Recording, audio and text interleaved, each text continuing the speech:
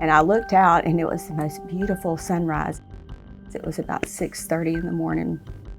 And I thought, wow, this is Easter Sunday and it's such a beautiful day. I just thought, this is my worst day. But it's 6 other people's best day.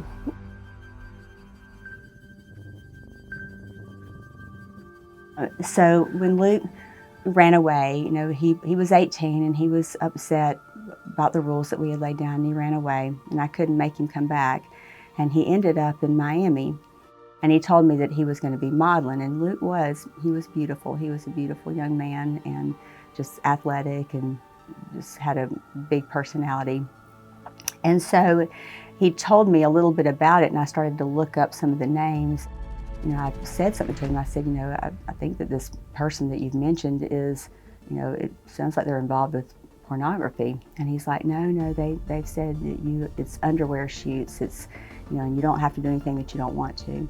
Well, later, once we got Luke back home, we realized that wasn't true. They put him on a plane and took him to Las Vegas to some house out in the desert where they didn't really even know where they were, gave them drugs and alcohol.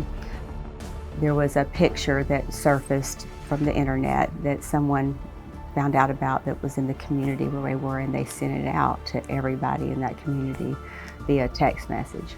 So that was devastating to him, and he felt like, that he just couldn't, that would follow him for the rest of his life. It really depressed him, and so he was doing all that he could to seek the Lord. He was just, going to church all the time, and he was going to Bible studies. He even actually met Franklin Graham. He came to our community. He was going to do a crusade. He told Luke, he said, God's going to do big things with your life. He said, you've been through a lot. 3 weeks later, he was, came to me and said he was really struggling with suicidal thoughts. And so we put him on some medication. I remember walking in one day from work. He was just laying face down on the floor with his shoes off, with his hands on top of his head, and he was just worshiping. And I just thought, wow, what a gift. I thought, I know that this is real, that he's really seeking the Lord. And so on the Saturday of the last day of his life, he posted a picture about 2:15 on Facebook with his brother, and he said, turkey hunting with my brother, and the day is beautiful. And big smile on his face. And then within 6 hours, he had shot himself. And I looked out and it was the most beautiful sunrise. It was about 6:30 in the morning. And I thought, wow, this is Easter Sunday and it's such a beautiful day. I just thought, this is my worst day. But it's 6 other people's best day. Just a year before, when he was 17, and I took him to the driver's license place, and they had this big sign that said Kentucky Organ Donor Association. I said, I want to do that. And I said, well, okay. I said, well, just tell the lady when you go up there to get your driver's license. They told me that he was the single largest donor in the state of Kentucky, that nobody else had ever been able to donate all.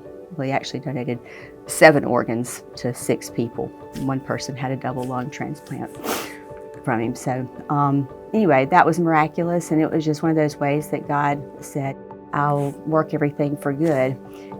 Luke was told God's going to use you in a big way, and he did. He used him to save 6 other people's lives. And it turned out that medication was shortly thereafter taken off the market because they said that it increased suicidal ideation in young people 18 to 24. When all that happened and the community found out about it and they were sending this text everywhere, he really wanted to go somewhere and start over. He wanted to go to where family was. And when we called and talked to them about that, they basically said they didn't want him to come. They, I think, weren't sure what to do about the situation, but it came across in the moment as, we don't want him. And so, I was very angry, and I didn't talk to my family for the next 5 weeks. The next phone call I made to them was to tell them that Luke had killed himself. And so it wasn't until one of those moments when I was lamenting to the Lord, but they rejected my son. They didn't want him. They said they didn't want him. That he said, yes, Karla, I know how you feel. You didn't want my son always. And that was just one of those, like, pierce me in the heart moments. It made me realize, who am I to not extend forgiveness to my family? Because it all comes down to forgiveness, and that's the whole reason that Christ came and died for us, and it's the whole reason that I can be joyful, because that my son's in heaven.